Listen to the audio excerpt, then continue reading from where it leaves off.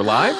Gosh, I love Alive. My goodness. Sean, Yeah, hey, it's we're been so back. long since we've done this. I've got my mug of learning.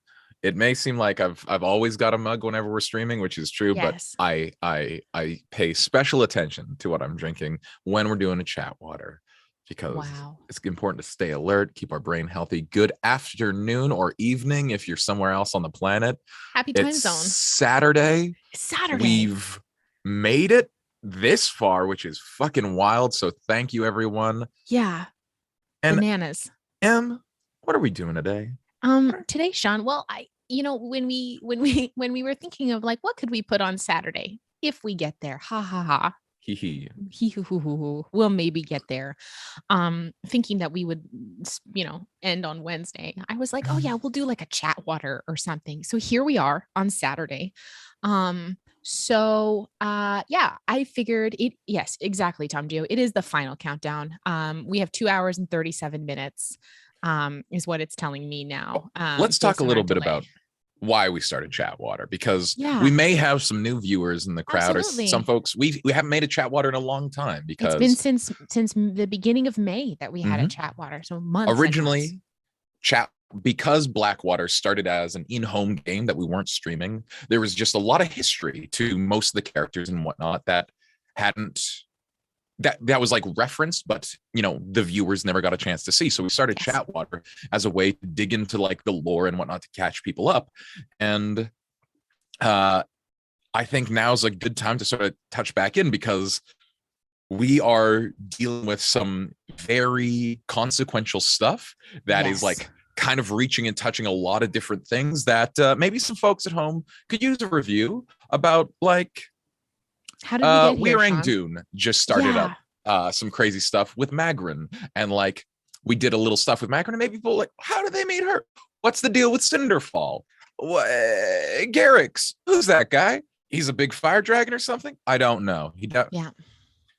So I think now of all times would be a good time to just be like, let's check in.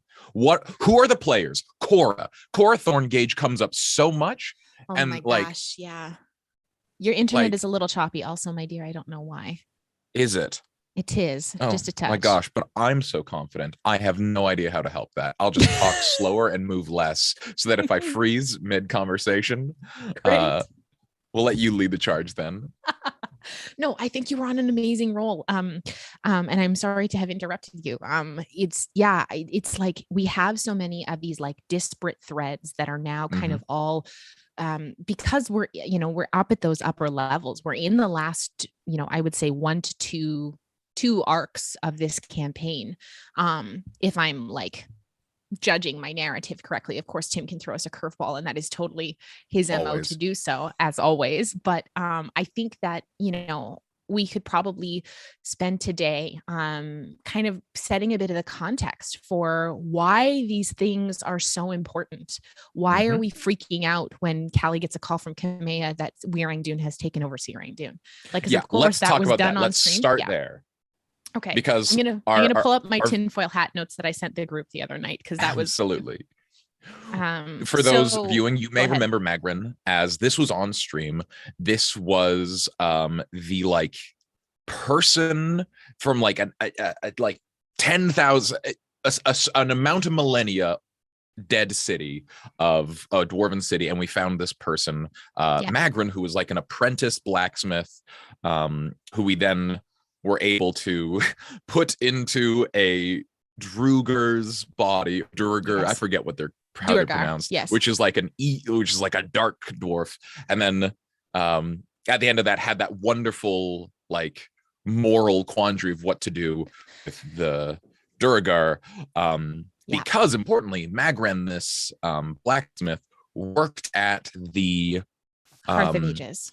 The Hearth of Ages, which is like where, if you want an important, all magical weapons of mass destruction get made at this hearth, all the most powerful magical items like in the setting, this is like the place to make them. Absolutely. And so it is And it's so it's an important place. Also, you may hear small dungeon delvers in the background. That's because it's the daytime, and the little dungeon delver doesn't nap anymore. And the littlest dungeon delver failed his nap checks today, and is up much earlier than anticipated. So he may make an you're going to want to appearance get one of at those some nap point. feats when he hits level 4. Yeah, he's really got to get his nap feats in check here. So we know, Wyr-Ang-Dun was like a fallen dwarven city. It was abandoned technically. And Wyr-Ang-Dun is a very thriving dwarven community in the north of Wolfar. And we had actually been to Wyr-Ang-Dun in the Money Hole, because the Money Hole was Wyr-Ang-Dun that had been co-opted by Task and a whole bunch of stuff like that. But then had once Task's job was done and he had ascended, they had no need for it anymore. So we had Task, of course, being the new draconic god of greed. Yes, taking over from his mother, Tiamat, who he killed. Because that's what happens. Yeah. So we had like tried to make it so that Magrin was safe. In the Hearth of Ages, she was there with Golar. She was basically just kind of doing her thing. And Neppy and Finnan were just there. Like they were just there maybe a month before doing Neppy reforged the Hand of Io, and Finnan forged his new, that very cool sword. His new sword Eclipse. So everything was fine like a month ago. And then we get this call. And of course, Wyr-Ang-Dun has been making big moves in the world, especially with their backing, Nubakal, and kind of, we're not really sure where Wyr-Ang-Dun sits. They're not necessarily our friends. They're not our enemies. Yes.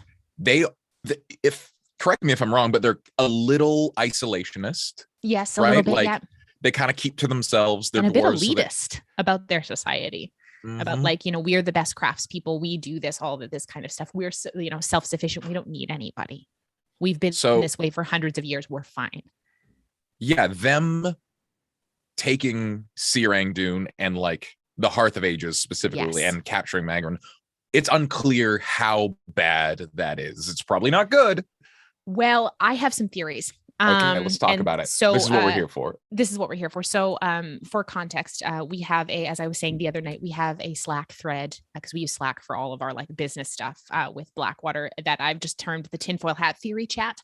And it's where I like lore dump and talk about context and be like, this is bad. It's a lot of that. It's a lot of, this is bad. So when we were on the way to Svelin, when we got called by Callista to go to Svelin, and try, with the stuff with the matron, we didn't save Svelin. We rescued as many people as we could, but we didn't save it. King Evard N is dead. Neppy tried to send to him and it didn't go through. So that means he's either on a different plane or he's dead. And if he's in the negative energy plane, he's as good as dead anyway.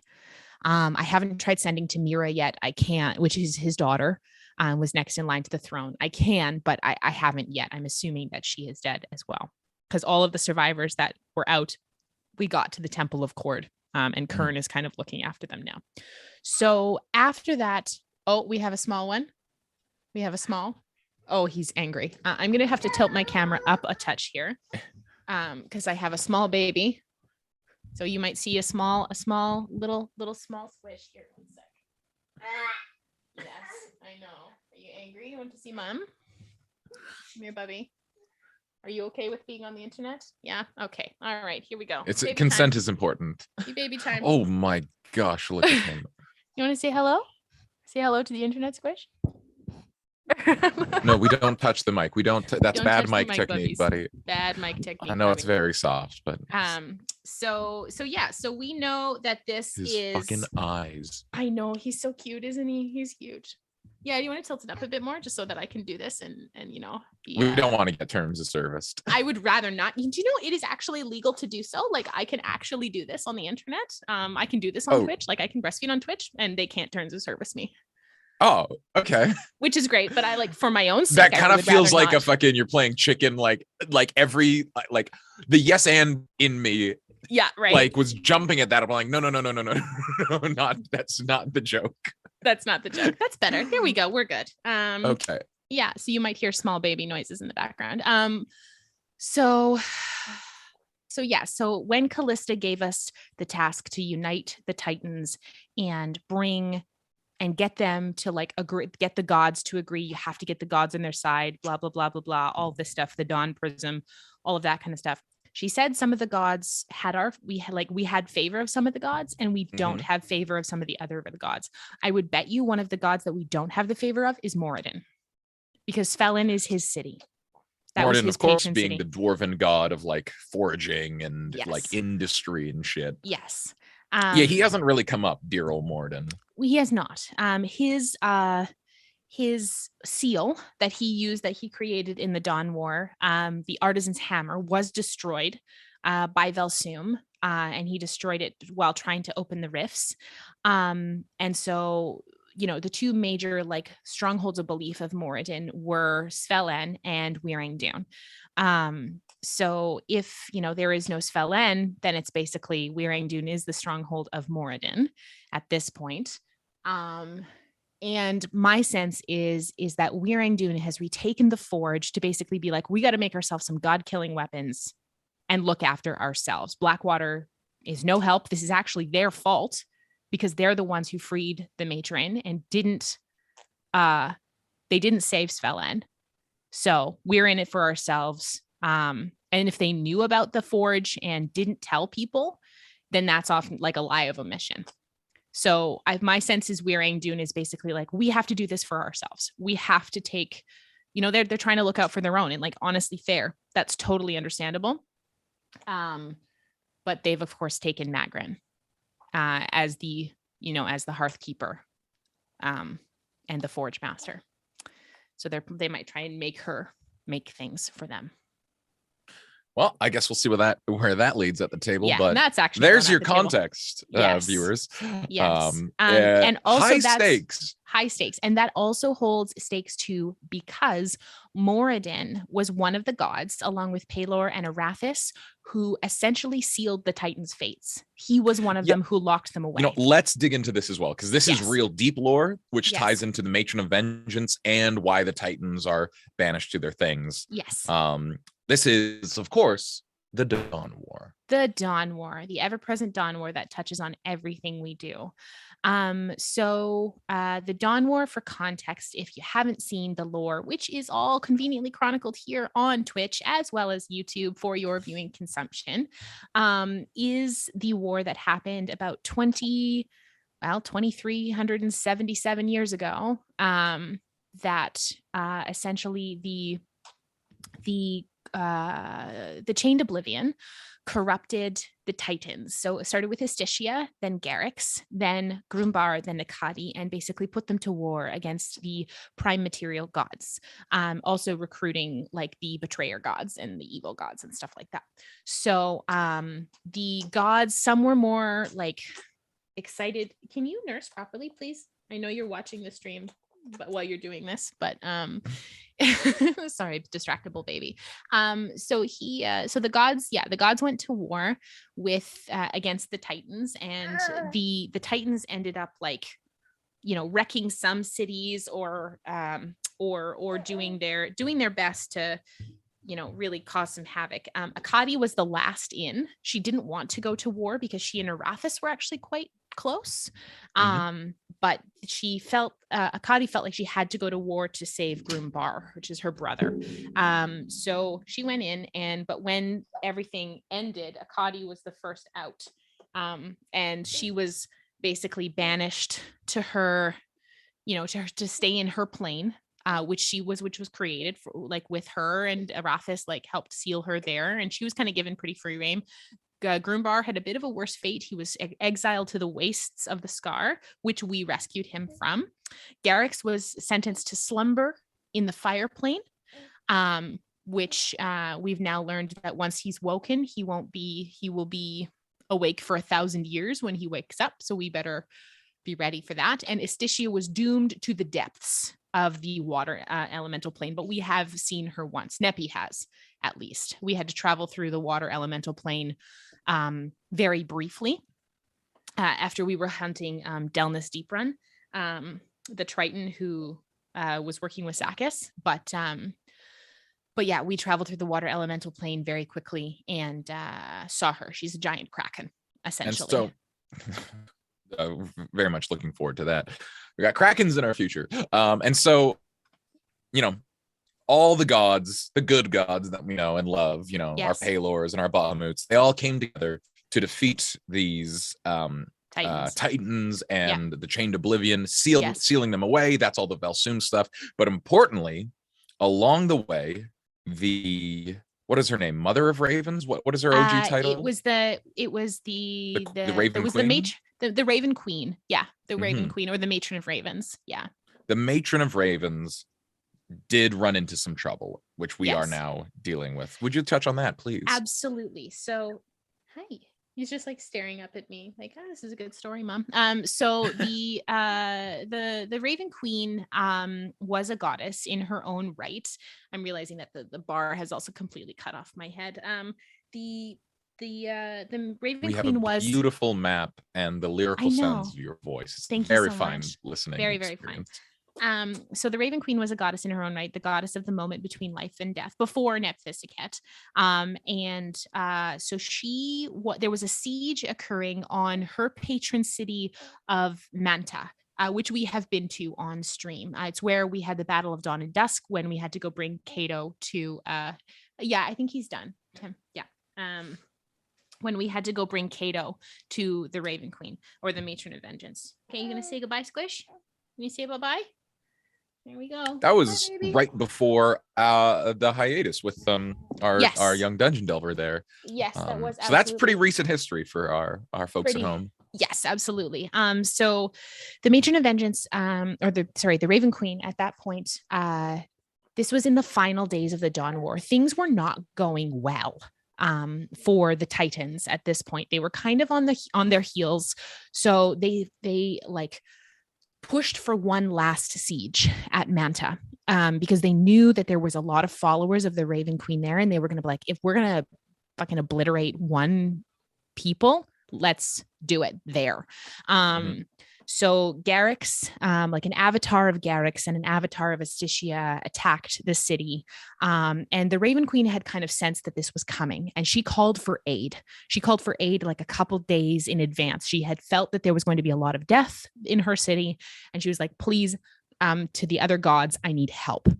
And because of certain contexts, like the whole continent was at war, the gods had their attention turned elsewhere. Nobody came to her aid. None of the others. So she felt exceedingly betrayed by all of the other gods. And in that fight, she took on a mortal form and was herself betrayed by her high priestess. Oh my God, her name. Nephisiket's older sister. Yeah. Wow, I'm having a complete and utter mind blank. Anyway, Nephisiket's older sister betrayed her and stabbed her in the back with a blade created by the Chained Oblivion, Bane, and Zahir.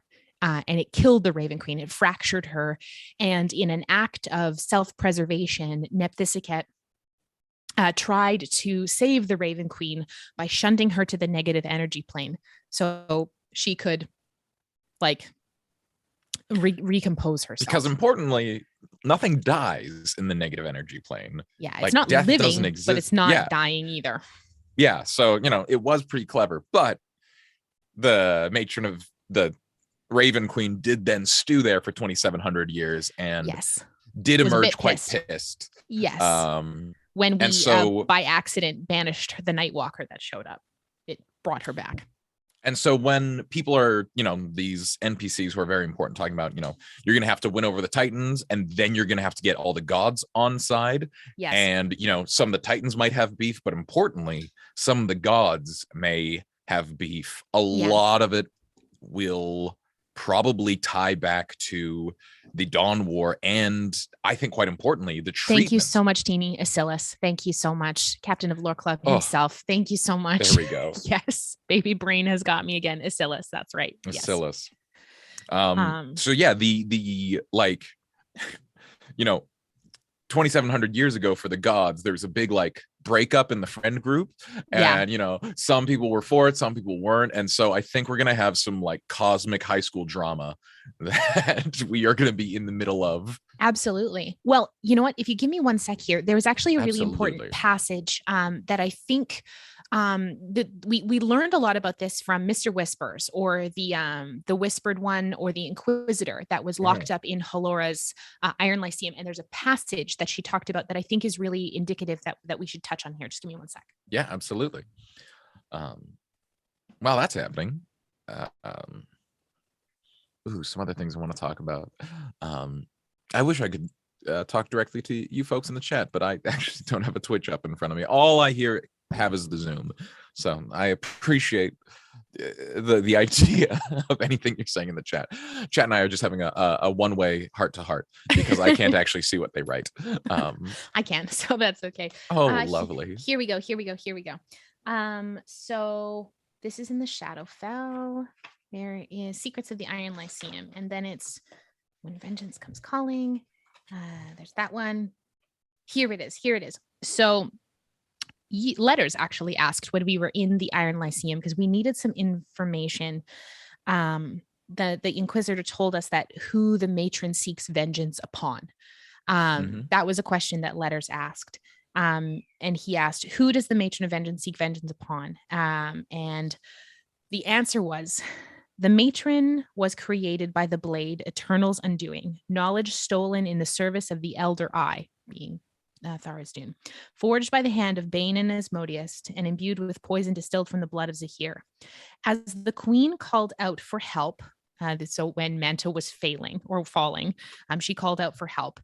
The father, Pelor, turned his shoulder, wishing his children eternal life. So if Pelor was focused on Wolfrene at this point and trying to keep the heart of the capital safe, the architect, Arathis, only cared for the builders. So Caradoc was also under siege by Ishvael, the ice titan. So she was trying really hard to keep her city afloat, and ultimately Caradoc fell as well.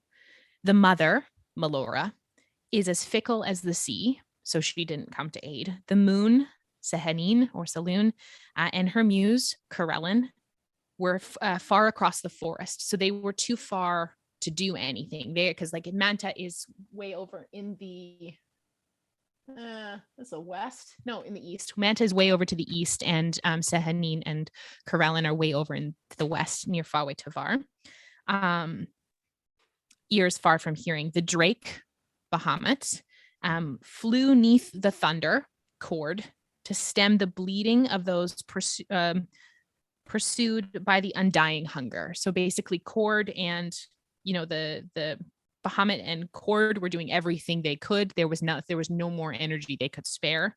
The hammer, Moradin, fell silent, his forge tainted by the fire of the undying king, the under king, a secret kept. So my sense is Moradin's got something he's hiding. Ooh. So I think that there's also something there that's fueling, that's like on a godly level, that Moradin is like, you fuckers have to take the Hearth of Ages back. There's something that Moradin is hiding. And we also know from when we were in the Shadowfell, when we were in that tomb of the oh yeah, that real spooky dwarven tomb. Yes. So there was a tomb there. That was King Noct. That was after this. It was after we examined the dwarven figure. The shield is cracked. To take it back to Magrin. Where is this? Was that before or after Hakass? I don't remember.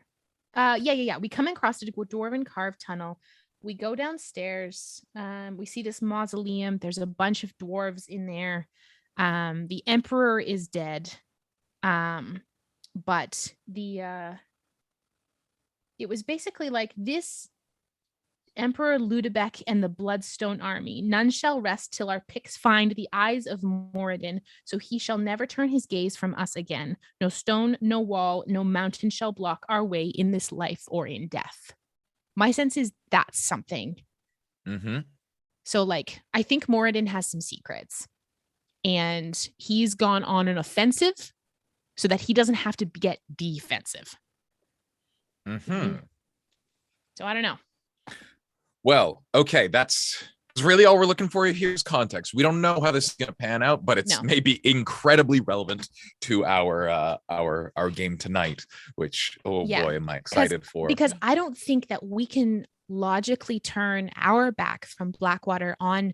I don't think we can turn our back on Magrin. I don't think we can just leave this to sort it out amongst politicians and dignitaries. I know we have to, because we've just gotten Grimbar on our side, and our next stop likely is to make the trek from the port city of Cinderfall right there to the King's Cauldron there, and the volcano where the temple to Garrix is, and then travel via some portal to the fire elemental plane. And all of the stuff that I have heard, I did not hear what it was, but I heard that chat was very, very helpful planning a whole bunch of stuff in the fire elemental plane. So Tim was doing lots of world building stuff there with chat yesterday. You didn't make it nice for us, did you? No, they didn't make it nice for us at all. That's the beauty of it. I also just want to say Tim said he had a really, really fun time. So for any of you out there in chat who were there helping out yesterday, thank you so much. And we're hoping to do more of those in the future. Have Tim come on and do some world building with y'all. Shadow Tiger says it's going to be spicy. So we're some spicy hot fire. Interesting choice of words for the fucking fire plane. All right, say no more. Say no more. Say no more. Say no more. And I think we're hoping to have maybe an actual guest come join us across the fire elemental plane, as for someone in the next little last bit of the arc. We might have a guest come join us. So it's going to be pretty exciting. Right. Yeah. So I just don't think that we can. I also don't know who this is. That's a fun surprise for all of us. I'm not going to say who it is. But I know who the guest is, but I'm not going to say because it's a that's fucking wild. Well, I'm sure Chat and I are on tenterhooks to find out. Yeah. Y'all have met them before. That's all I'll say. What? Yeah. Oh, this is exciting. All right, wait. Look, we're here to chat water. We're not here to gossip. Not here to gossip about guests. I mean, this is the gossip place. This is the place where we dish the dish. This is where we dish them. The dish. Okay. So I just don't think that we can reasonably go and deal with all the Garrick stuff before we figure out what's going on with Magrin. And that might cost us time with this whole thing with the Titans. But I just I feel I know Neppy feels such a sense of responsibility to Magrin. And if they've done anything to Galar, I'm going to throw hands. It's going to be bad. Yes. I mean, that is, we love an ethical quandary at Blackwater. We do. And so Tim loves to throw we shall see where the various party members fall on is it a Garrix or a Magrin time to deal with? Yes. Also, thank you, Shadow Tiger, for the 15 gift subs. Oh my gosh. Thank you so much. I that might put us. Yeah, what are we doing after this? What if we manage to make it another couple hours? Yeah. I know we've got a one-shot planned. Could you just say a little about that? Absolutely. So yesterday during the kind of 3 p.m. to 6 p.m. 5 p.m. to 8 p.m. slot, Adam and Cody and Teeny played Dialect, which is a game where you build a language or build a dialect of a language with this kind of isolated society.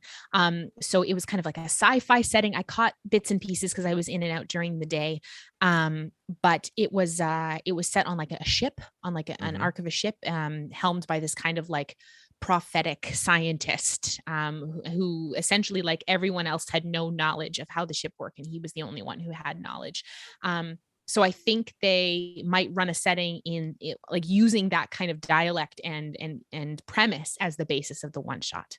So I think it's going to be a sci-fi-esque setting today. So are we talking a sequel or a spiritual sequel, or do you know as much as I do? I know as much as you do. All I heard was that Adam was going to plan a little one shot for the I got a sad baby over there. Tim, you can bring him out to me and he can sit with me if you want.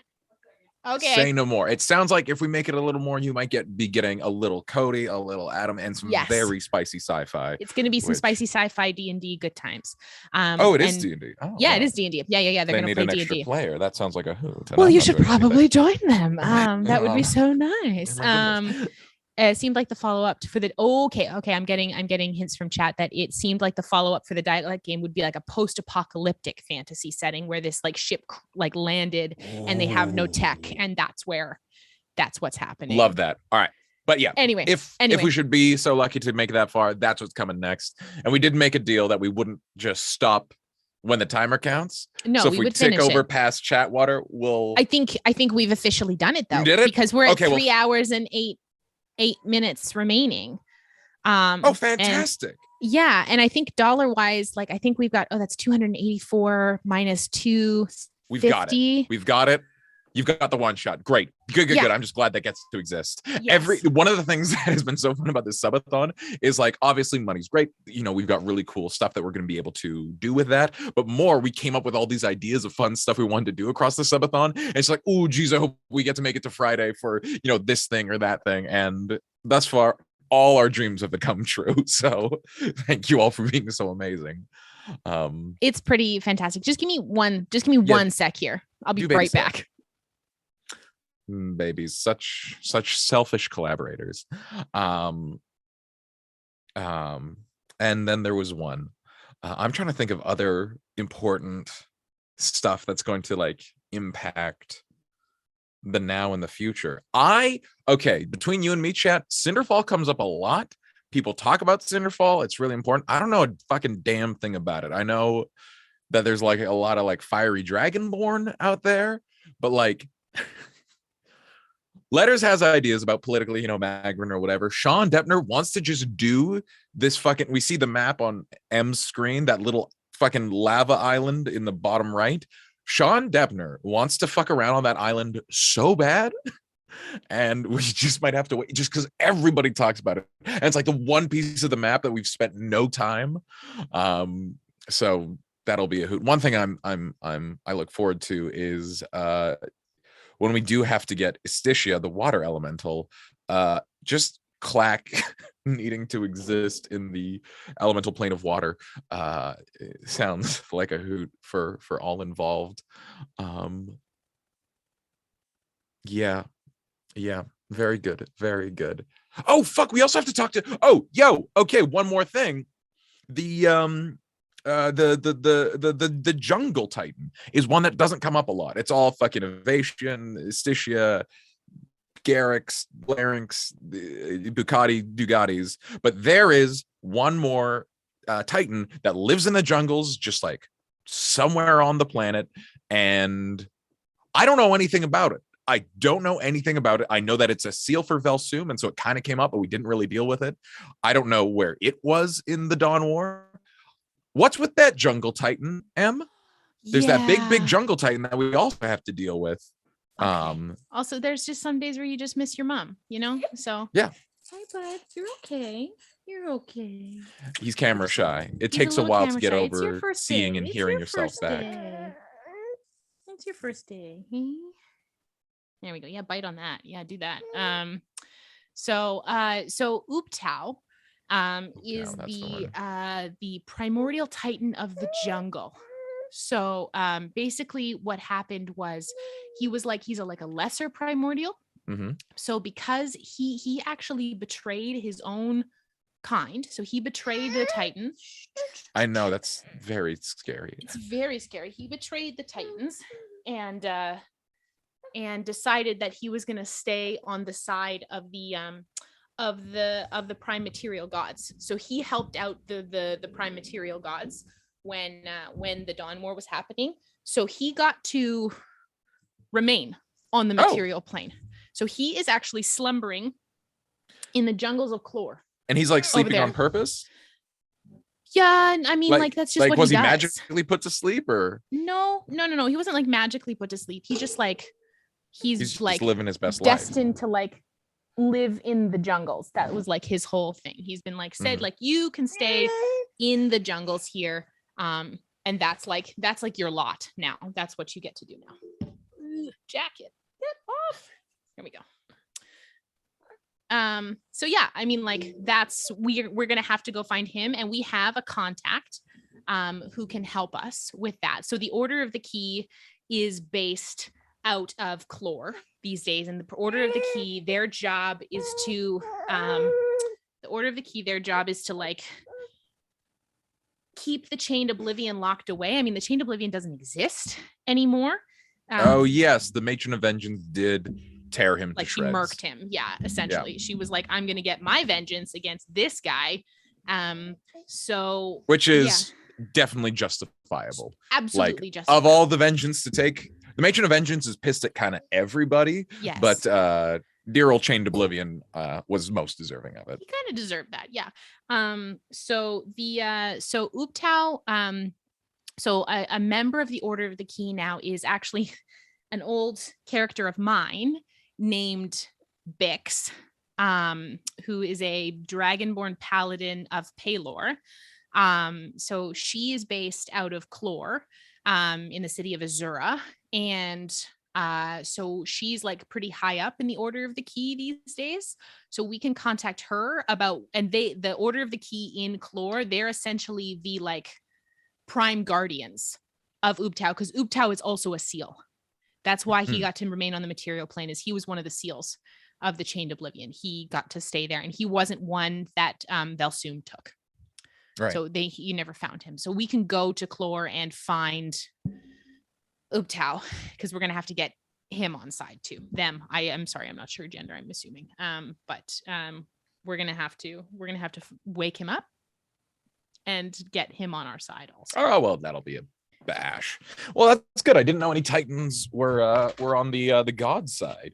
Yes. Yeah, he had the favor of the gods.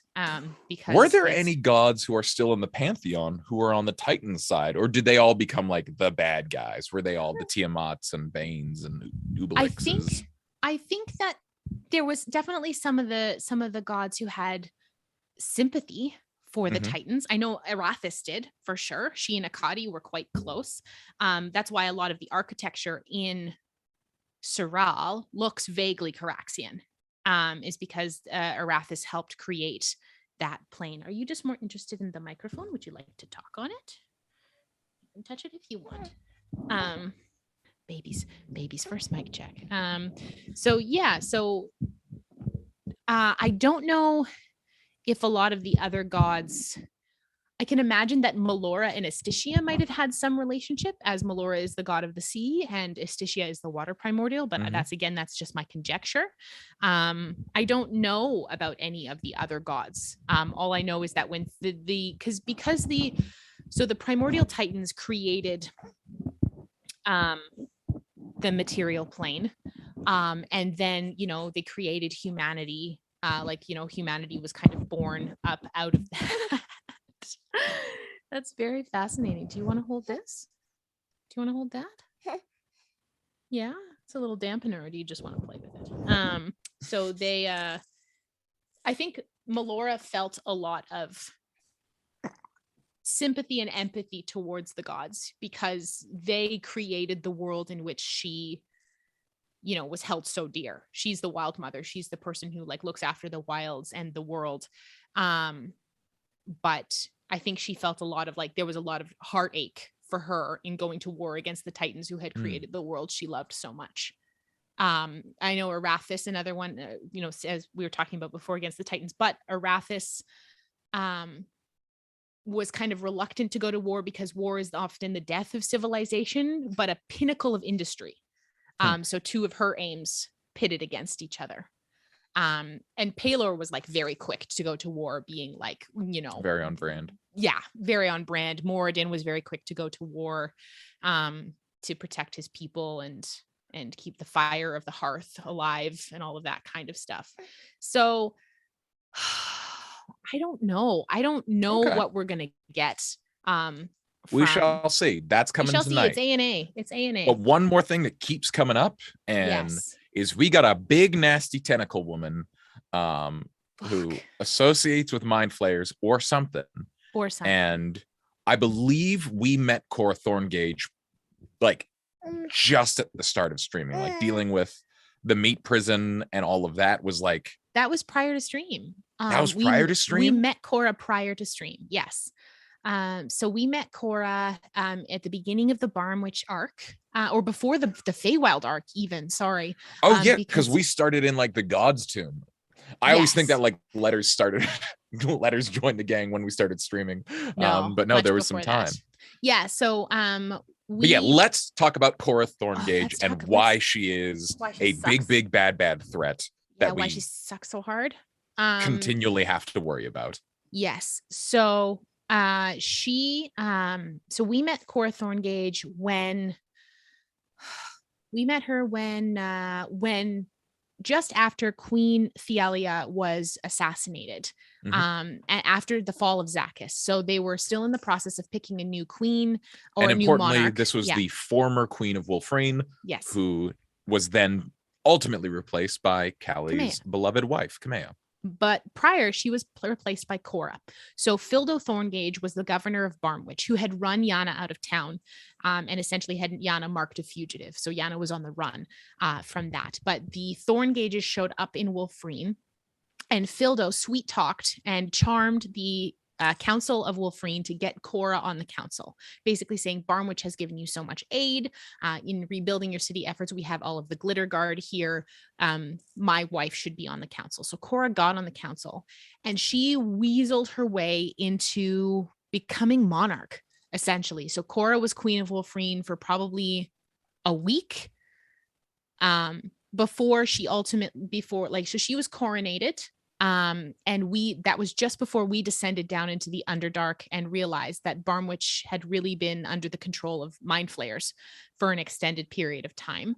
And then when we destroyed the Elder Brain that was below Barmwitch, Cora fled. Cora fled Wulfrene, taking primarily a lot of the glitter guard with her, because a lot of the glitter guard had intellect devourers in their heads, and some of the captains were higher up than that, so maybe they were mind flayers.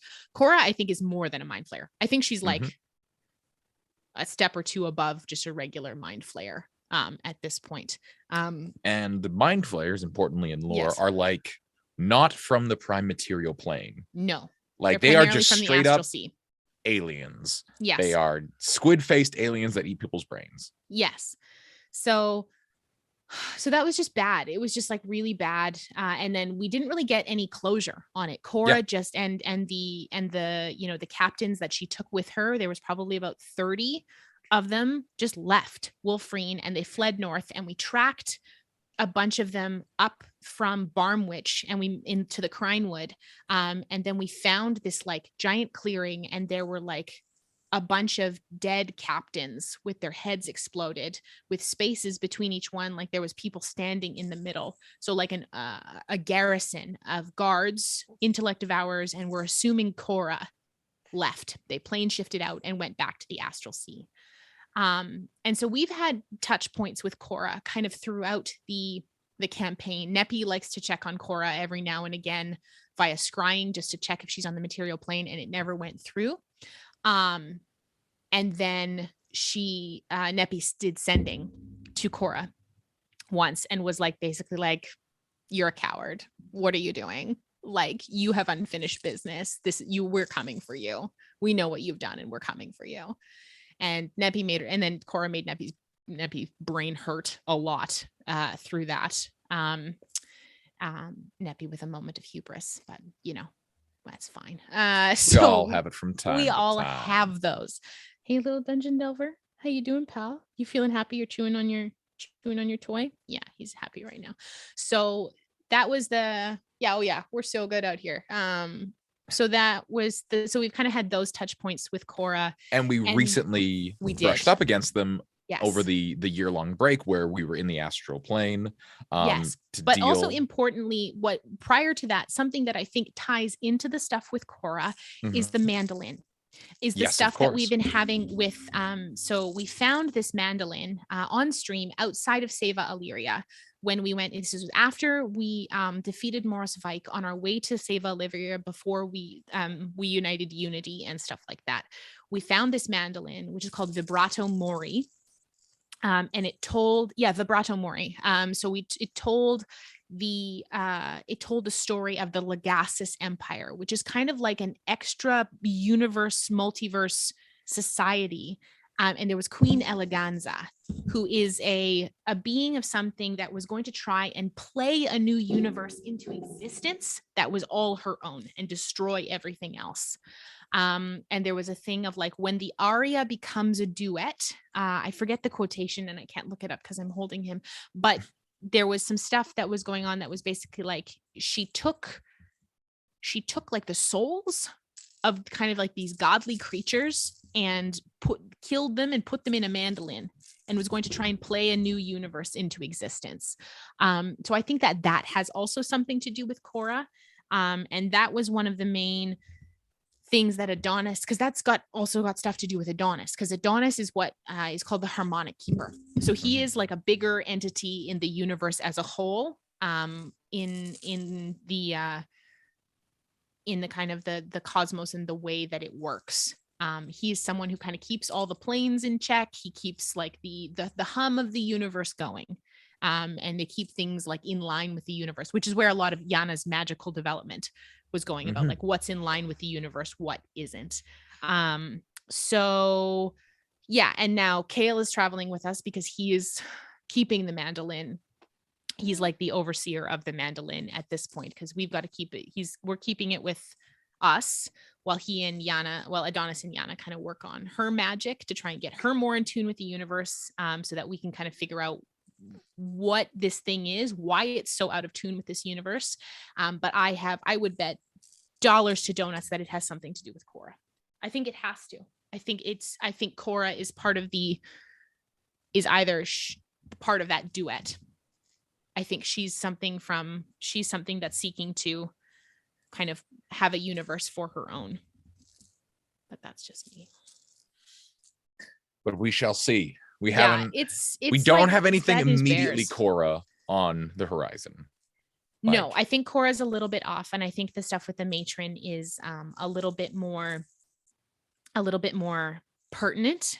Because as far as we can tell, the matron can just show up kind of anywhere, without warning, and destroy a city. So bad. And something I think that the matron has done. I mean, the negative energy plane and the material plane do overlap every now and again, and that's where you get these pockets of stuff bursting out.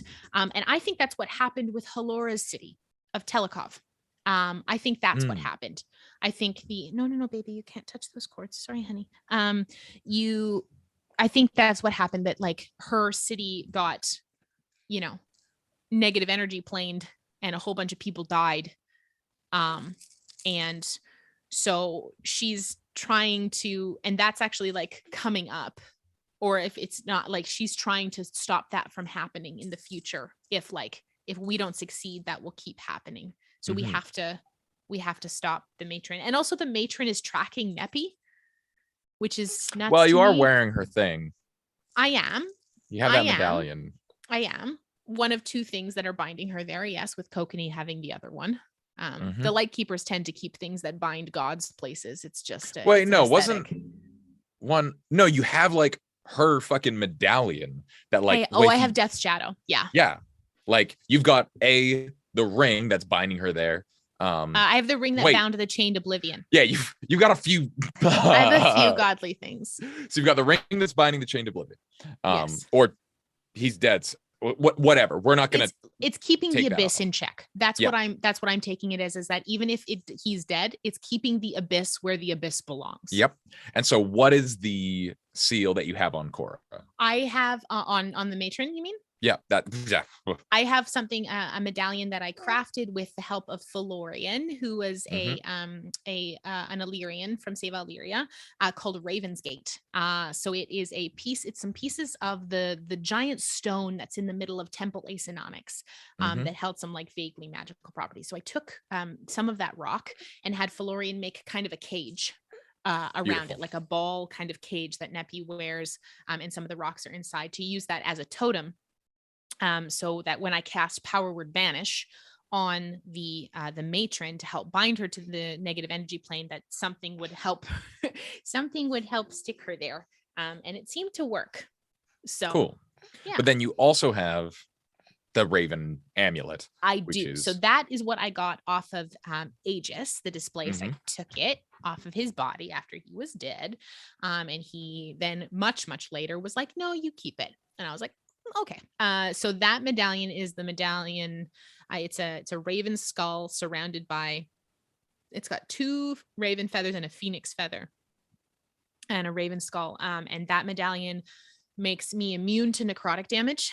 I'm just immune to it. I just don't take it in the slightest, unless I choose to take it from casting life transference. And then also that when I drop to 0 hit points, I go into shadow form and have my shadow. Which we have yet to see, but we are, since the matron has emerged. Yes. But we are all very scared of what that will do because, and this is actionable at the table, but I have observed Nappy is unwilling to unattune to that.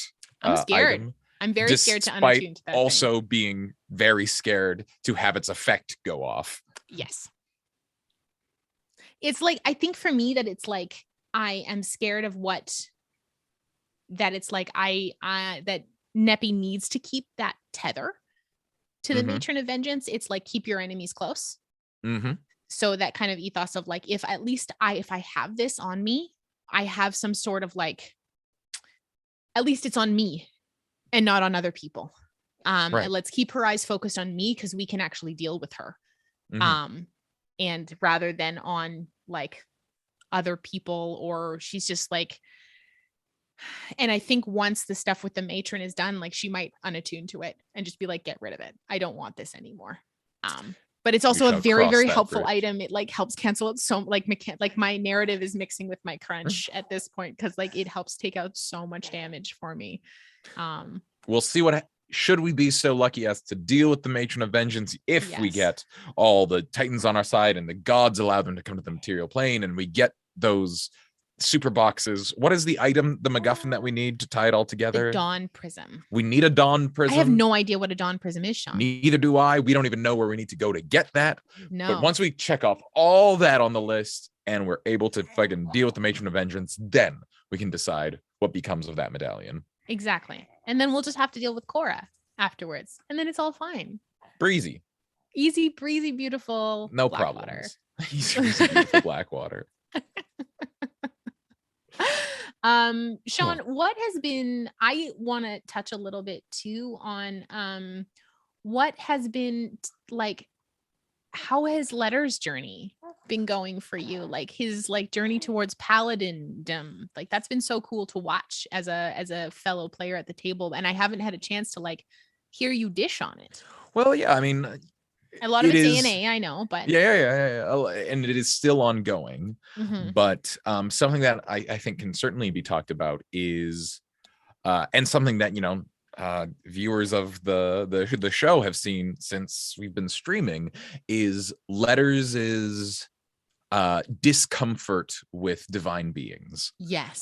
Because Letters came from the elemental plane of Earth at a time when, I'm so sorry to interrupt you, Sean. Thank you for the donation. Good work. We are now currently sitting at 55.69.69 because the nice must be balanced all the time. And I think that puts us like with the subs that I still have to put in, like we're timing wise, we're going to the end now.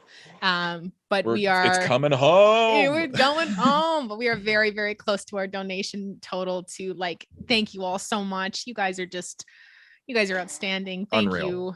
Unreal. Gosh, this is the best community ever. Okay, Sean, continue on. I cannot stress hard enough how much I did not expect this to work. No, right? This whole week has just been the most pleasant surprise. Yes, so good. And like deeply validating. I know. My God. It's like we're doing the good stuff. People like us. They really like us. But yeah, Letters is, and one of the things that I thought was really engaging about our party is Letters came from a place that had no gods, and its god equivalent, Grumbar, had been wandering the wastes for longer than anyone Letters knew could remember. Yes. So effectively, effectively, he came from a godless country. The closest thing he had to gods were owners and masters, it being like a slave society. So there's a great which is deal awful of and hard. yeah, but there's a great deal of comedy I found of letters trying to suss out the various religious folk in the party, being like, oh, so you got a cool relationship with your god and whatnot. And I'm like, cool. How are they different than like an owner? Yes. Well, that was some of the yeah, early conversations with Neppy and letters. yeah. And also like when,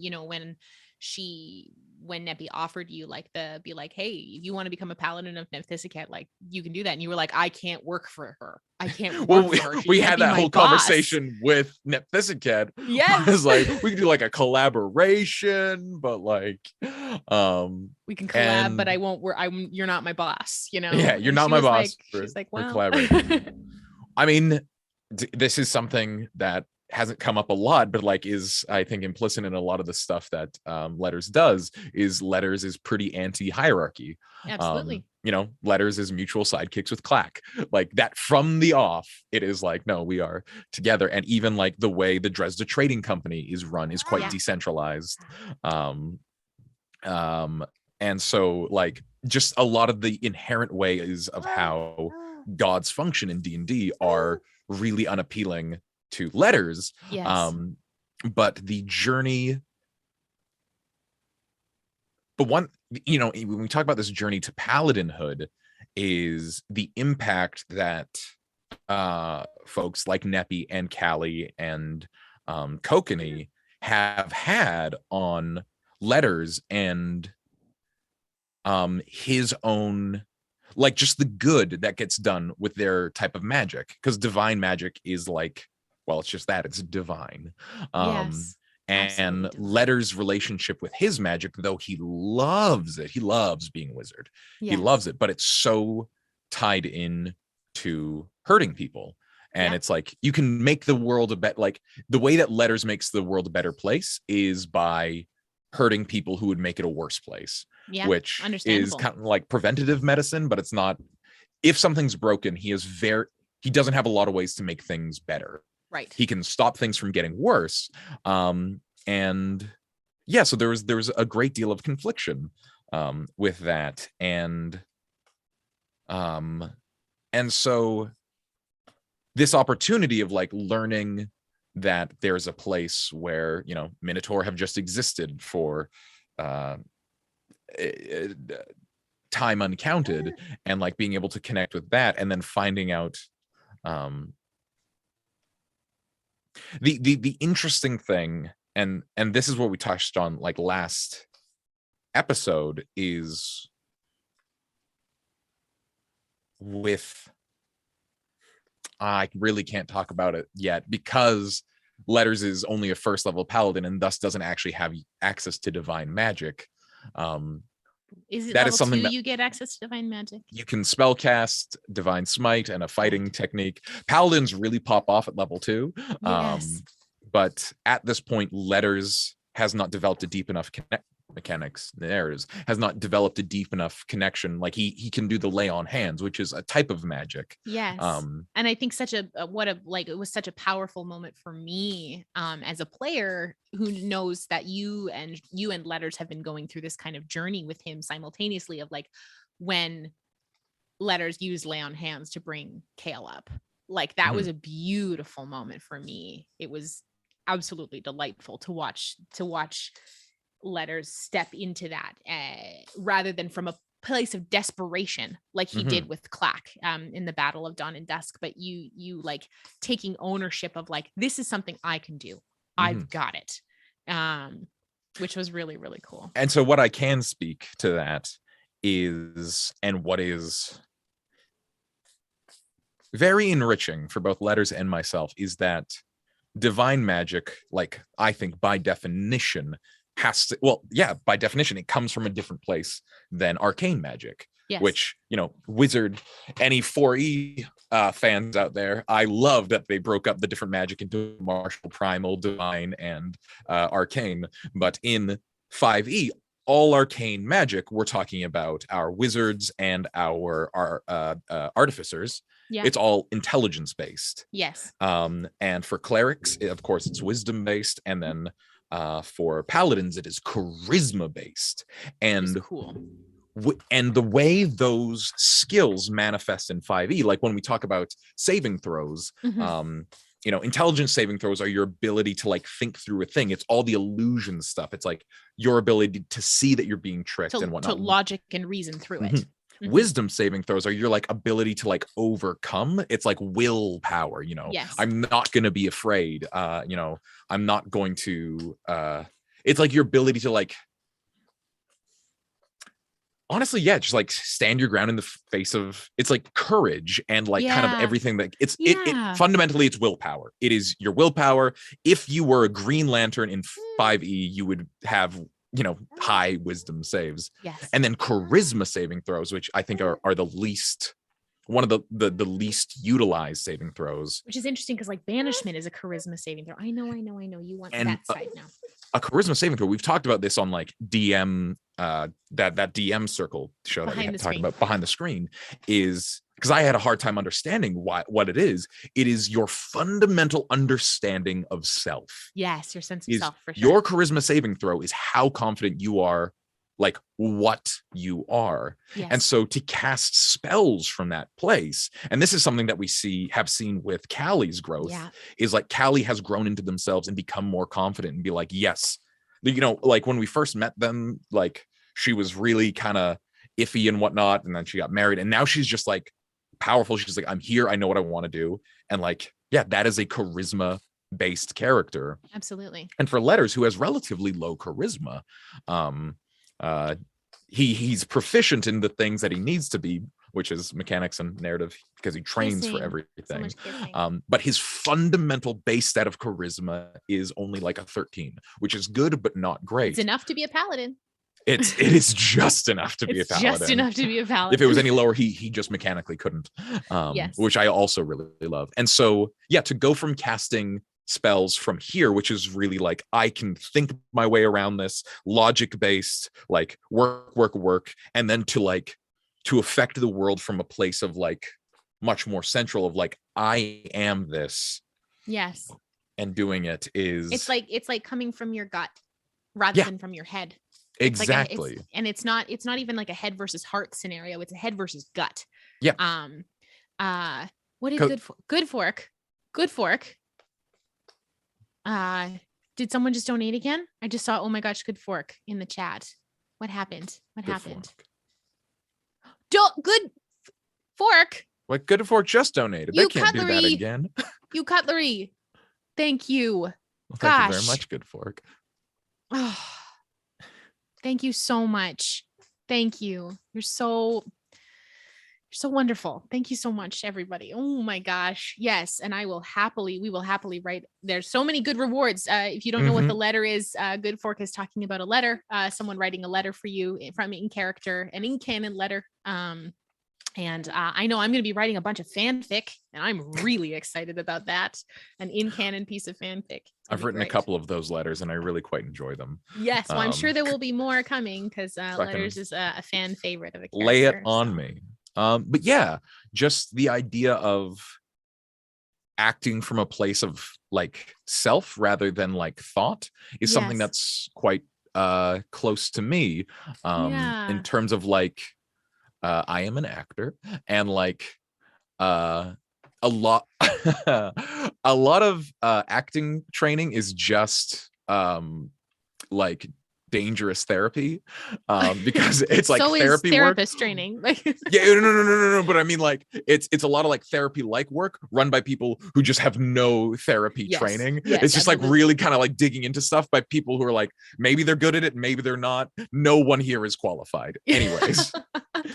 No, I got lucky and it worked out for me. But a lot of that journey was going from someone who was very like thinky. I can work my way through this. I can like diligence and effort was where I very much sat. And that very much translated to Letters and why he sits so naturally for me.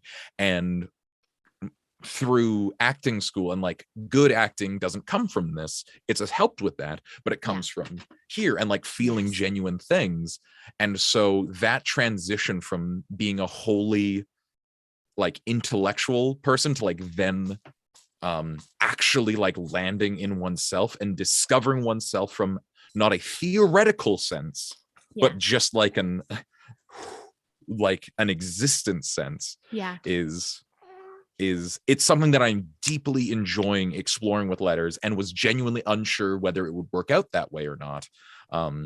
Because with the whole Nepthysiket thing, like I knew letters was interested in it, but I wasn't going to do it at any cost. Like I think a Wizladin is dope mechanically for a lot of reasons, but I was not going to do it unless the mechanics supported it.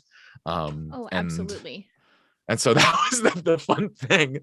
That conversation with Nepthysiket was so funny because like the storyteller in me was like, oh, you just have to say yes to this. Like all you had to do was say yes. Yeah. The god is here. You know, you can't just have maybe we'll talk about it later, but it just didn't feel right. And I think when I offered that to you, I knew it wouldn't, but I knew that Neppy in that moment saw something.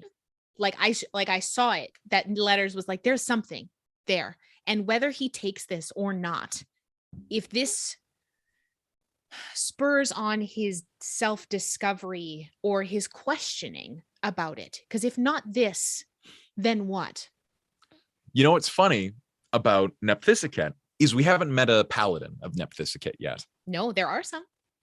Oh, well, that's quite fun. But like the only exposure we've had in terms of Nepthysiket are clerics, which are wisdom based, and letters famously has a 9 in wisdom. Letters is a low wisdom character. He's got a proficiency in it because he's a wizard. Like he knows how to resist temptation, as it were. But like, I think even this is retroactively, it's so interesting that like letters, like his moments where he came closer to divinity was mostly through Callie, who comes at it through a much more charisma lens, versus Neppy, who has a much more like wisdom-based relationship with her patron, god, friend. And I think that actually does build to like the disconnect, the like appreciation, but like distance that letters felt towards Nepthysiket, and like the whole vibe of that organization. And that makes sense, right? Because the clerics of Nepthysiket, also there's like the way that, you know, Nepthysiket's order is, it's very structured. There is hierarchy. Absolutely, there's hierarchy. Neppy is a vassal of a god. Like that's like Neppy is it. She's a divine, like a pseudo divine being on Earth, or on but something that you were talking about, like we were talking about, like wizarding coming from the head, paladin coming from your gut. I think clericdom sits in your soul. Interesting. So I think because the connection to divinity requires so much of your, like, it's a building of a self that exists in parallel to this god or this religion, that it's so much so that you cannot see yourself without it. So that when, you know, like Neppy, I don't think Neppy could imagine her life without Nepthysiket in it. Would, if she absolutely needed to, if it saved everybody else, but it would still be in service of her god. You know what I mean? So like, I think clericdom and those kind of that wisdom-based cat sitting sits in your soul. I would even like, you know, because I know rangers are wisdom casters. Rangers, druids, yes, and monks are also based out of wisdom as well. So in that, like the wilds, the outdoors, the nature, that sits as part of your ethos of a person. It's almost it's separated from a sense of self. It's like Neppy knows who she is, but it's just a steeped in ingrained, it just like sits so deep within her, that faith, that I think go ahead. Well, no, what's so fascinating about that is that is something I have observed with in real life, people who have faith and folks who don't. You know, I find myself to be this may surprise exactly none of you, but I lean more agnostic myself, where I'm like, I'll cross that bridge when I come to it. And I have had wonderful friendships with folks like of faith, but I did notice that like getting to a certain level of intimacy with these people, that there would just be a disconnect in that like our fundamental understanding of how like life, the world and stuff worked, like was based on like different foundations of belief. And I was like, yeah. It was the type of thing that like, yeah, their faith is separate from them as people, but like completely like interlocked into like they're just style of existence.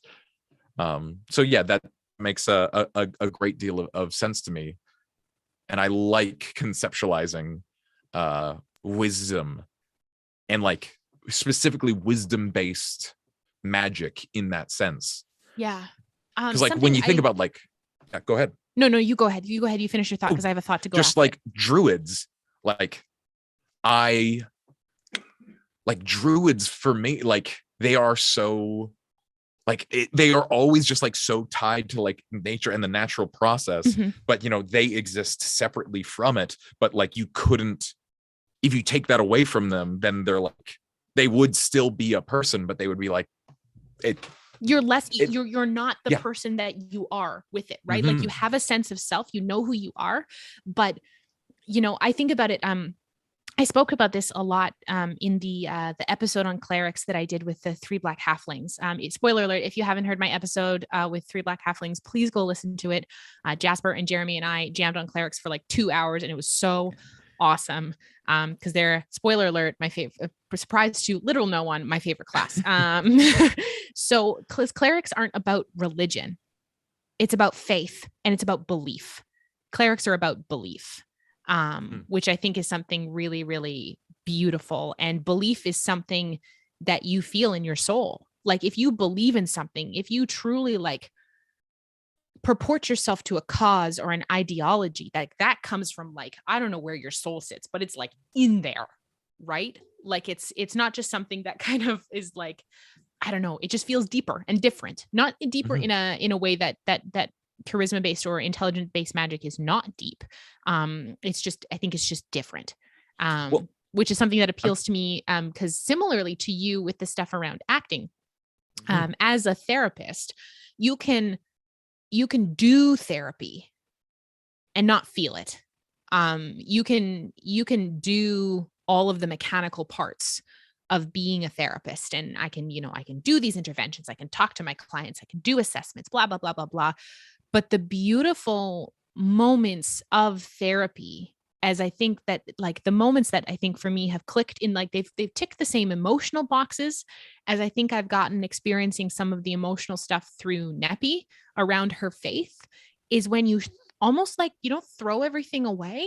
You throw away all that you've learned and you stop doing it, and you just be it. You just embody that space of belief in something. For me, as like a therapist, I often believe in the process. I believe in change, and I believe in my client. And as a cleric, as Neppy would, she believes in her faith. She believes in her ability to do these things, and she believes that Nepthisiket will lead her in the right direction. Like it's the process of being that and embodying it rather than just doing it. I find that one of the things that is so wonderful about D&D that is not immediately obvious is, you know, we're talking about where it's like, oh yeah, you know, Neppy is a lot like you in this specific way, and Letters is a lot like me in this like specific and looking back, he's like, oh, somewhat obvious way. But I feel like D&D, I think back to the characters that I've really connected to, and you know, looking back, it's so obvious why I made that character, but it wasn't obvious at the time. And I feel like D&D is like, it's like an opportunity to like rediscover or at least reacquaint yourself with an aspect of yourself. Yes, like you know what I mean? It's like, yes, it's like the more you commit to it, you're like, oh yeah, of course it's me, but it's like a really specific part of you that you just get to like, you get to play with that, because it's not a discovery in that, like, I was like, oh my God, Sean Deppner likes effort and like distrusts fucking religion, you know, like that's something that I know. But like you get to like accidentally explore a part of you that you already knew about. In like a really fucking slow burn, holistic kind of way. It's fucking beautiful. It's so and you cool. get just like a fucking like deeper, like understand, like deeper unfocused understanding, because you're just kind of living in it, and you're just presented with like minor questions and challenges that wouldn't even like be worth actually considering if you were like really thinking about like, ooh, what's Sean Deppner's relationship to like religion and structure and freedom and individualism, you know, like him walking into thinking about that in the context of like walking into a dive bar and relating to the patrons there, you know, that type of thing wouldn't come up. But it's how D&D, when you make that character, that character's view of the world pervades everything they do. And it's like, even the smallest scene is like a learning experience for yourself, potentially. Absolutely. I absolutely agree with you. Like there's the sense of like, I was talking to Giannis about this, is that I think that like one of the big journeys that Neppy is on right now that is very much playing out in front completely mirrors a journey that I'm on at the moment. That is hard and so constantly in need of like my tending of it, is my journey as a mother who works. So like this sense of like, you know, the idea that there is that I often exist, me as a human often exists in these two selves. There's like the self that is at home with my children, and doing all of the like mom things that I absolutely love to do and bring me just unfathomable joy. And also the very, very strong part of me that is like, I need to work. I need to go and do work too, because for me as a person, work is so much part of my identity. I get unfathomable joy, and sense of purpose and drive and meaning from my work. And I think also that's because part of my work is very emotionally attuned, and the profound sense of change, and like good feelings that I get from working with my clients is words cannot describe what that is like. So I see it's very much a similar journey for Neppy right now. And that's kind of where I'm focusing my energy, is that it's like Neppy is on a journey where there is so much of her that wants to be home with her children and with Kokanee, yet she not only needs to go out and save the world, she wants to go out and save the world. She wants to be out. And so in those moments where it's like she feels guilt for not being at home, she needs to almost rely and fall back and find solace in her belief that provides her that like that comfort, that like I'm doing this for the right reasons. I am sacrificing time at home, not just because the world may fall apart without me, but that it's okay for me to want to be here because I'm doing it for the right reasons. And that is something that she's learning and processing on a very deep level that I think in some ways all mothers do. All mothers process that and work through that. Which is why I think one of the scene where Kokanee made the decision to stay home, for me was just like, and now I'm crying because it was just like, that's a processing point for Neppy and will be going forward. Which is why the conversation with Kale was so lovely, you know, saying like, I have to do this. Yeah. And I couldn't do this if this was not for my belief. That right now I am relying on my belief as my engine, knowing that my full-hearted devotion to my faith will give me the strength and capacity to keep moving, keep doing, fix this thing, save the world, so that ultimately I can go back home. I want to do this to create a better life for my children. It's like, that's belief. she has to do it. She has to believe in it, because at this point, there's no other alternatives. Believe it's so fucking cool. It's like D&D's so fucking cool. Good Fork had a really great question. Oh yeah, lay it on me. Kay actually had a really great question, and then Good Forks asking for you how or if D&D has helped your career, Sean, or has it at all? That is a great question. Well, there are things that I cannot talk about that D&D is extremely relevant to. And that is a much more direct line. Ooh. Juicy question. Thanks, Kay. Thank you, Kay. There's a lot of like indirect yeses. That is to say, throughout COVID. Yeah.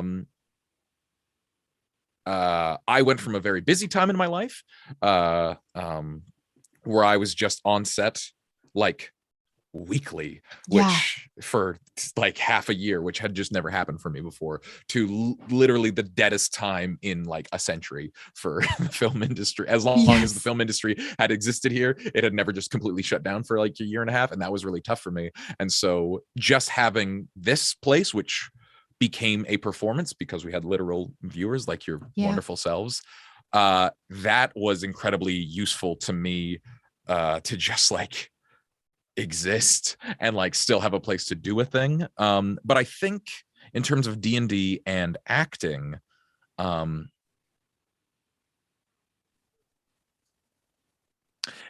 D&D is, when you play it the way we do, there's a lot of quite emotionally heavy and like intense stuff. And there is an idea in acting that has always been very useful to me, that is in life, most of the time, if something really big and important happens that would like really hurt us or like just be really challenging to deal with, a lot of the times our instincts are to deflect it or like sugarcoat it or diminish it in some way. And that is a extremely important and useful tool to know, because it keeps us safe. But in acting, time is money, and it's like we need to get to the heart of it. So like, you know, the metaphor is that if someone shoots an arrow at you in real life, you knock it away or get out of the way of the arrow. But in acting, when someone shoots an arrow at you, people are paying to see what happens when someone gets hit by an arrow.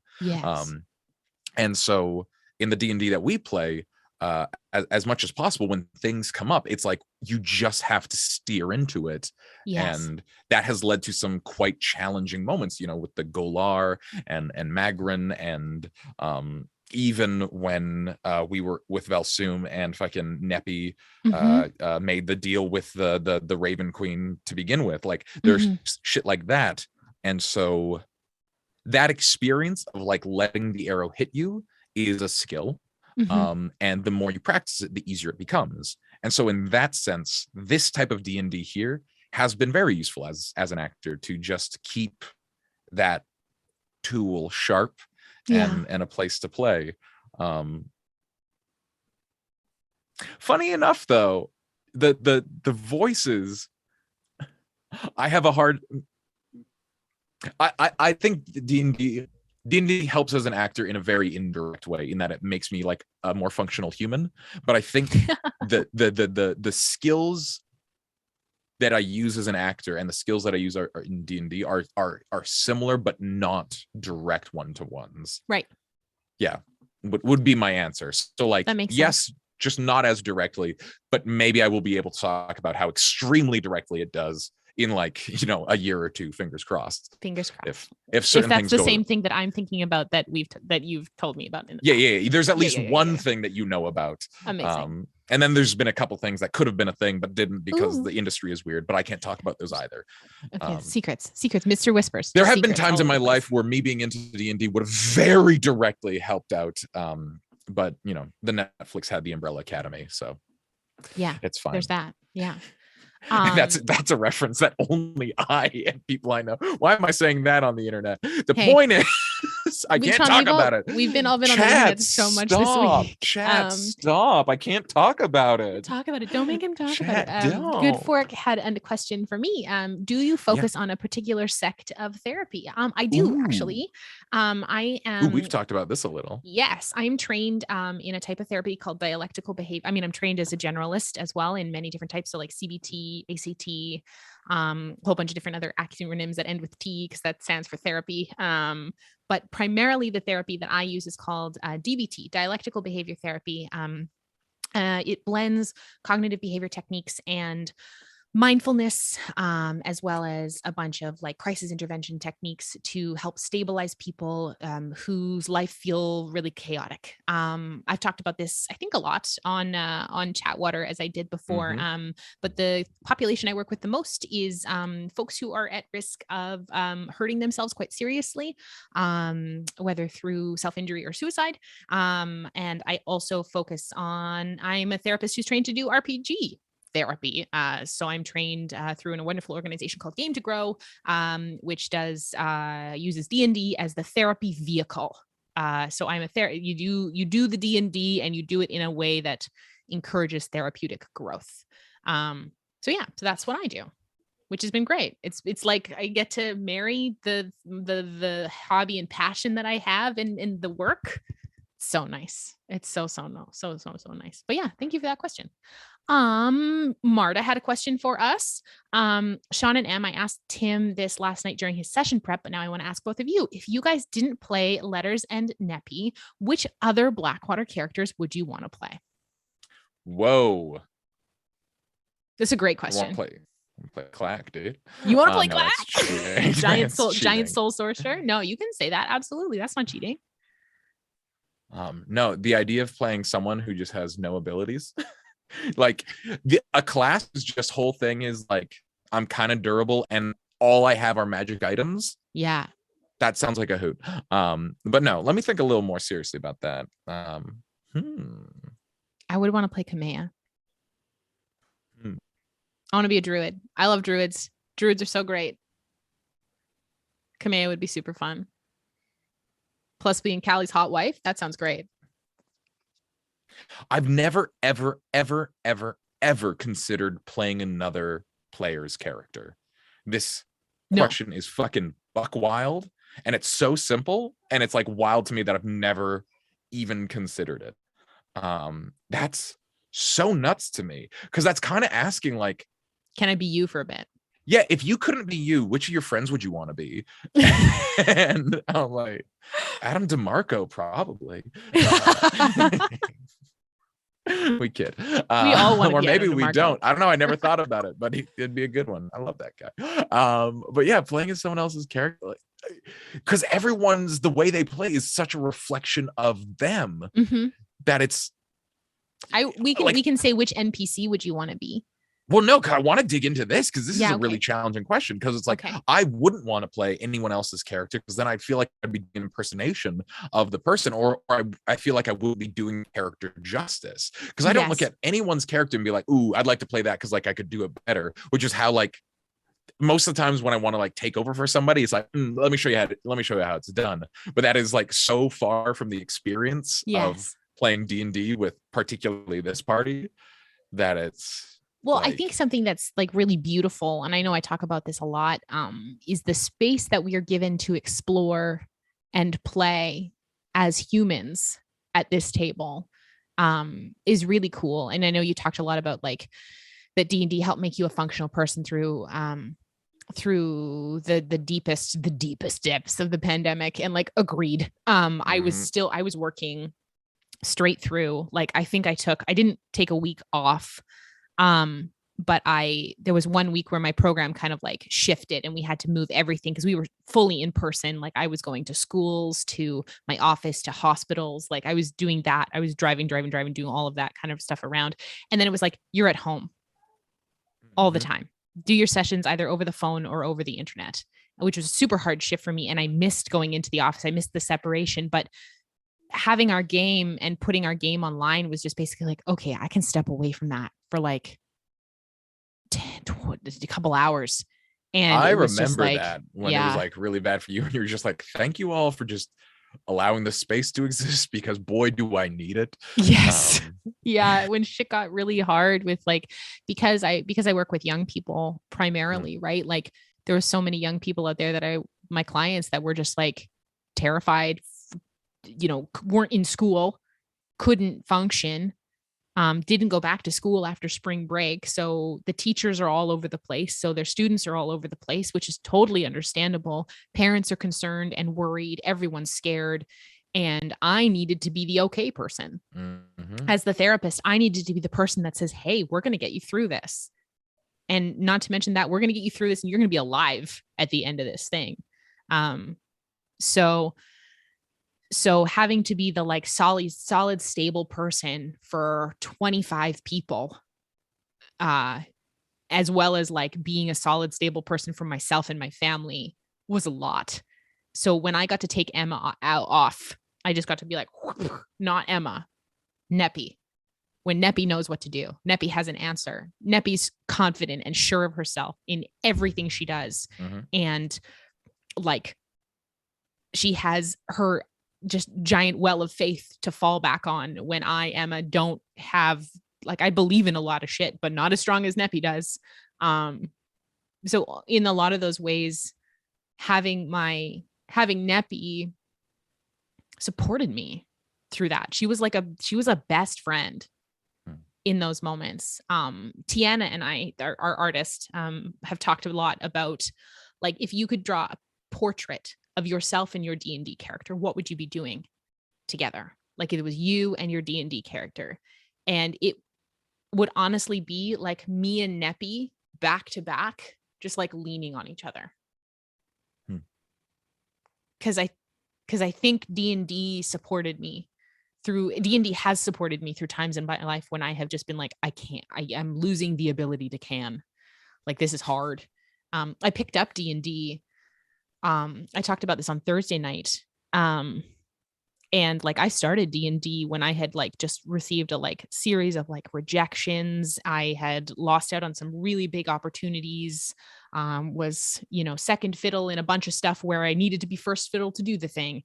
And picked up D&D and was like, wow, this is really cool. And it's just evolved for me into this beautiful, emotional, linked experience where I have an aspect of myself that supports me in a way that a lot of other stuff doesn't. It's so fucking cool. And not only that, but I get to learn about my friends through their D&D characters and have another aspect of my friendship with them open up through the relationship, like between Neppy and Letters, I think only really adds to our friendship, like you and I's friendship. Yep. Which is, I think, something that not a lot of people in D&D think about, is that your companionship with your fellow players at the table through your characters adds onto it's an additive part of your friendship. I even think about Tim and I's relationship. Like, we're married and we've been married for 6 years. 5 years, 6. Oh my God. Time is hard. We've been married for a while. And long enough to lose count. And it's like, I don't ask for any special treatment as his wife at the table. But it's a really cool, D&D's opened up a really an amazing aspect of our relationship, because we get to play in ways that are not, we get to play in like a structured way together. And it's a creative process for the both of us. That, like, Tim is an exceedingly creative person and I'm a very creative person in some ways. So we get to play together, and that's so cool.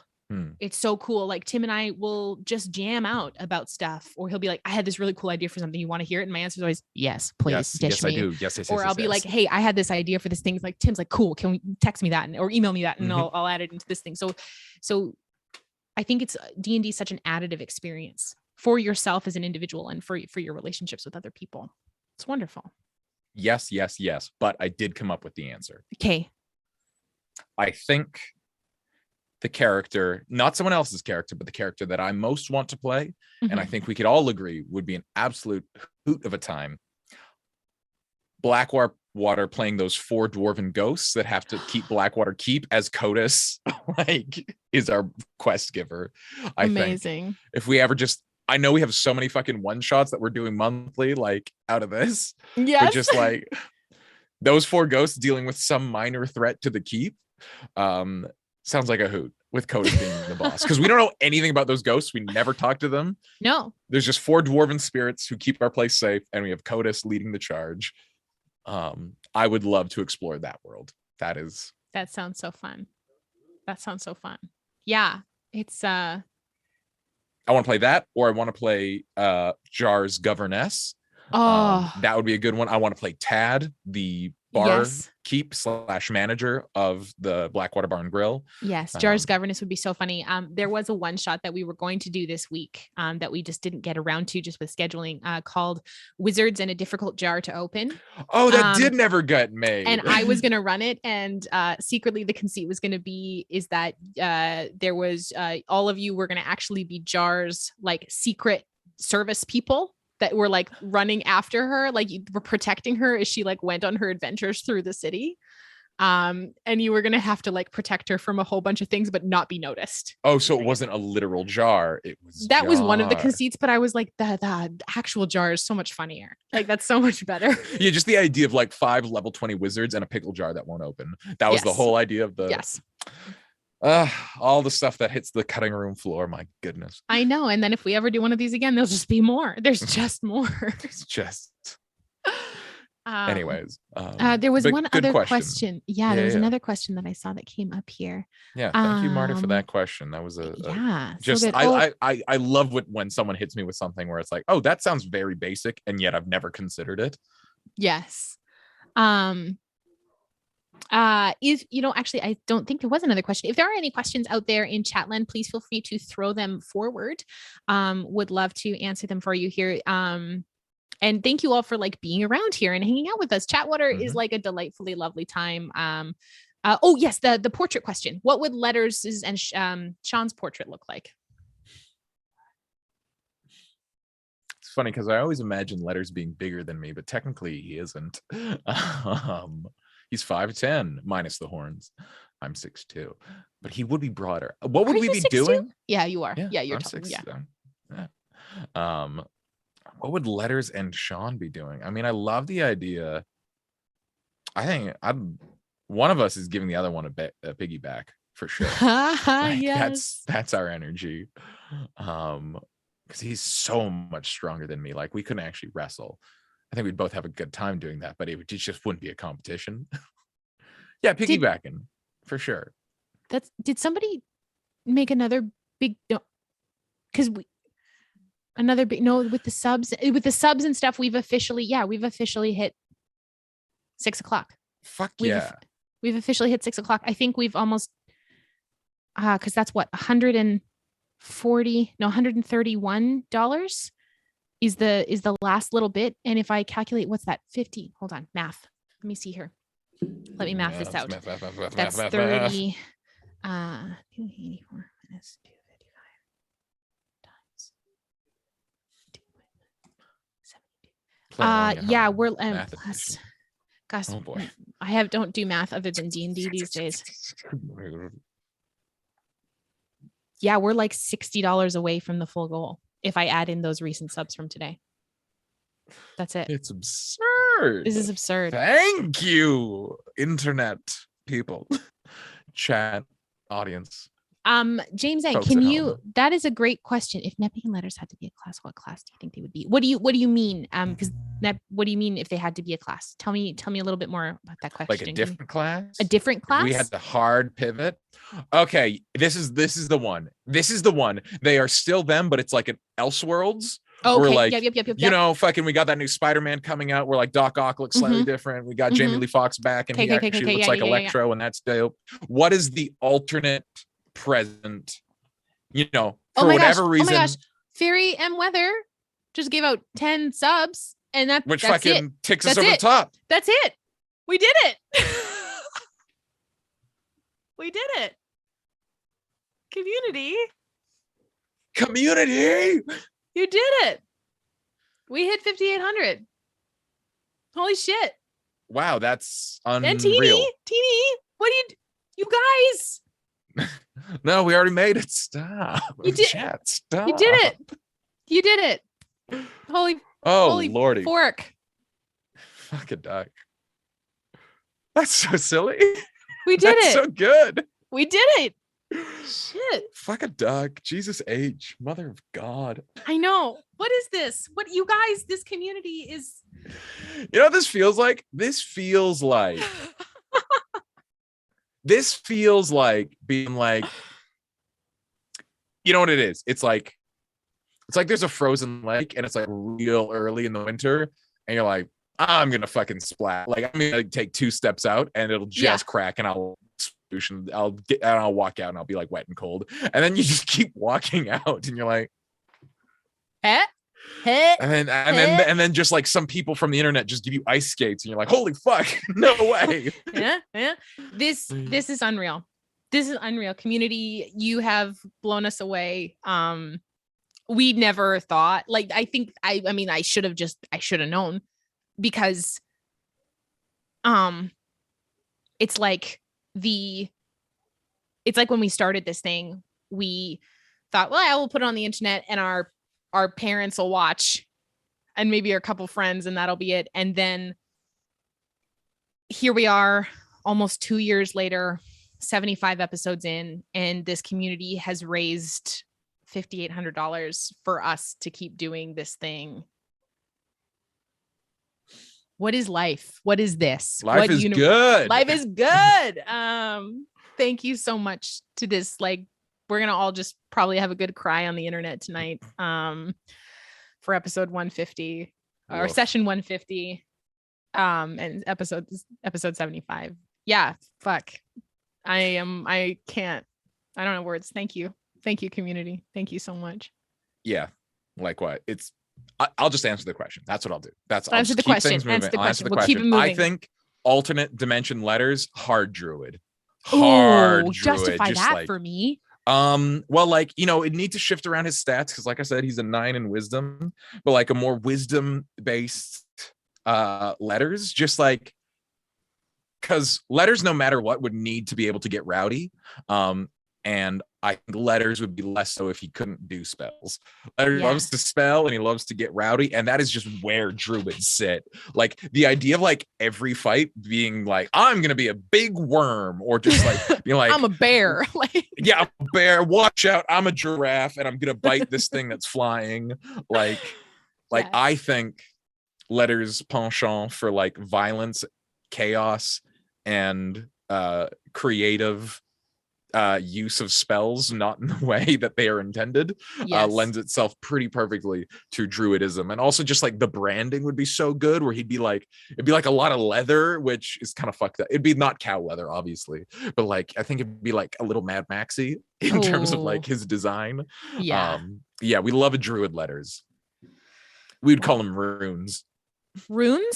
Yeah, because like druids are all pagan and shit. I love that shit. What would Neppy be if she was not a cleric? I mean, we've drawn the parallels between McGonagall and Neppy. Yeah, she'd probably. I would love just fucking like it's all int instead of wisdom. Wizard Neppy. Yeah, just full on. Like she's McGonagall. Yeah, she's just McGonagall. Like full on.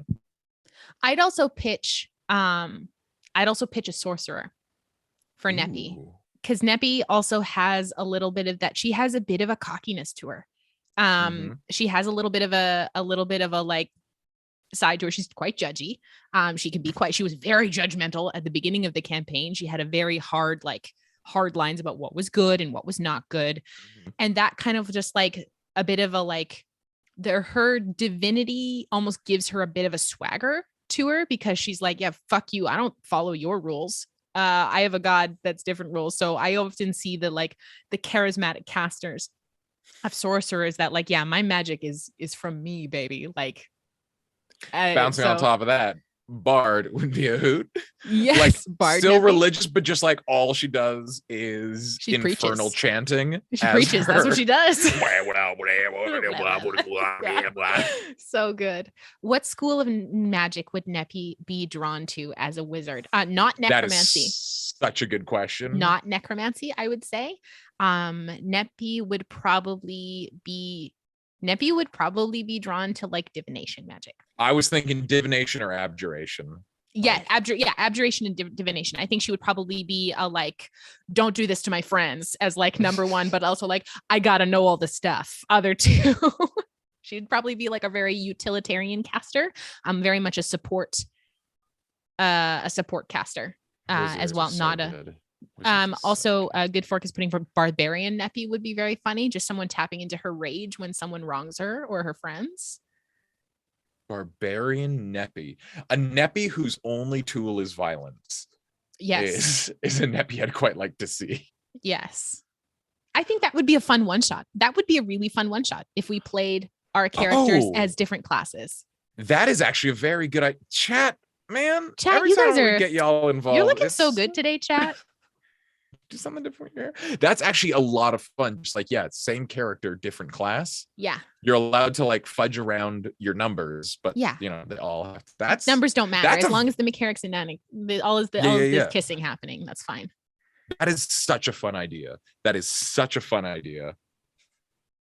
Ooh, because like now I'm thinking like what would be like the worst fit, and I'm like, rogue Neppy, so fucking loud. So loud. The worst rogue. She'd be the worst rogue. I feel like Letters Artificer would be, well, I mean, he's in space already.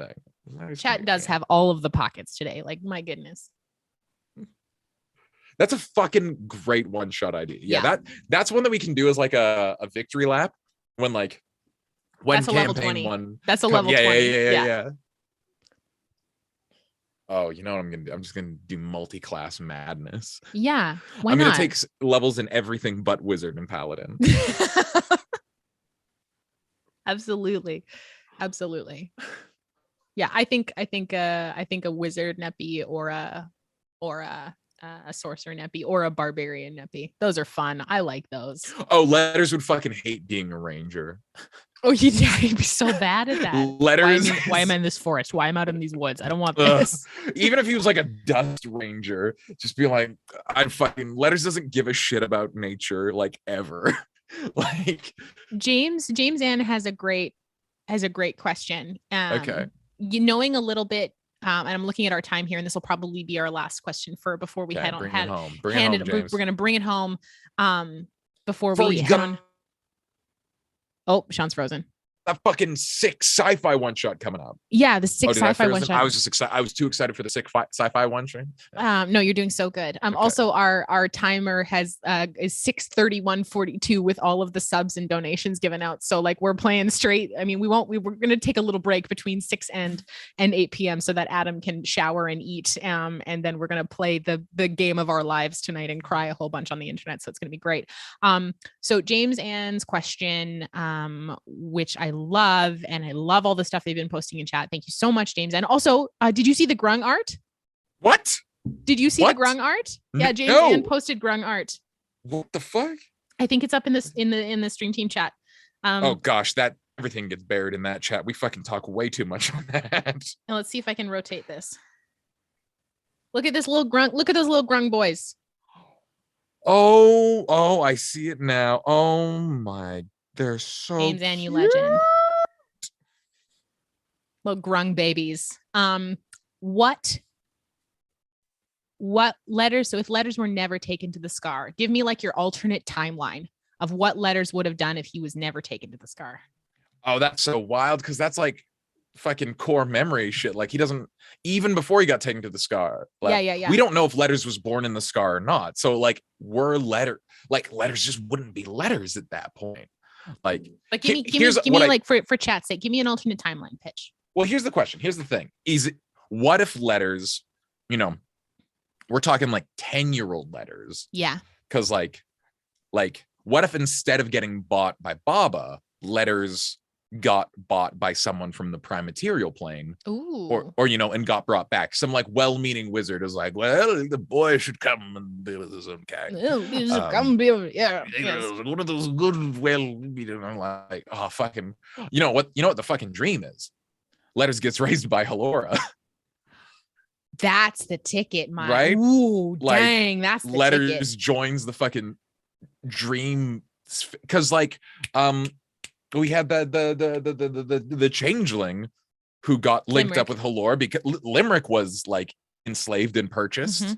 Like, yeah, fucking Letters just being like dream Letters palace warrior. Wow, I love that. I love that for you.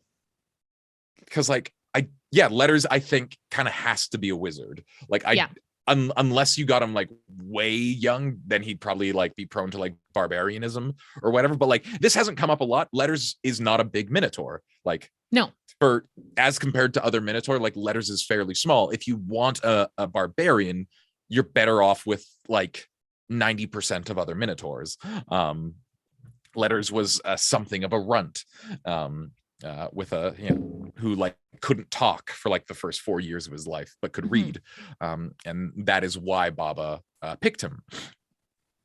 And so I don't think there's a reality, unless it became later in life, that like Letters becomes a martial class. I think he's always going to be some type of magical. I love fucking living in the dreamscape castle. We love a dreamscape. Can I give you my pitch for alternate timeline Neppy? Always. So yes, Neppy's parents are from Bacall. Mm-hmm. And Bacall is a giant port city. Mm-hmm. I think Neppy was on a boat. I think Neppy went and saw the world. I think Neppy's a swashbuckling rogue. I think Neppy's on a boat. I think Neppy sailed around. Pirate Neppy. Pirate Neppy. Trying to come up with a pun with "we go on faith," but make that piratey. Yeah, there's something about like faith in the tides or some stuff like that. Yeah, I think Neppy's on a boat. Pirate Neppy.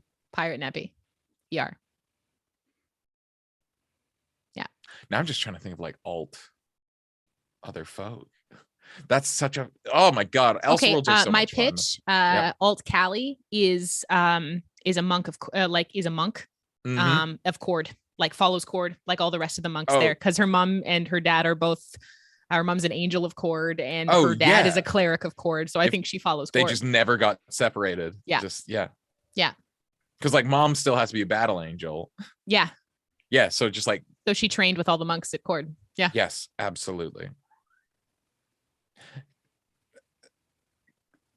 Finnan is a tough one because like his dad was a general and he was like raised kind of military, but then met Dave. Yes. Hashtag his will. And then like went on this whole thing. And so I think the Elseworlds would be like, what if Finnan's mom had survived? And then like his dad probably wouldn't have become such a massive abusive asshole. Maybe Finnan would have become maybe Finnan could have like become like a cleric of Paylor. Actually, yeah, growing up in a Paylor town. Yeah, super heavy, super strongly linked Paylor family also. Yeah.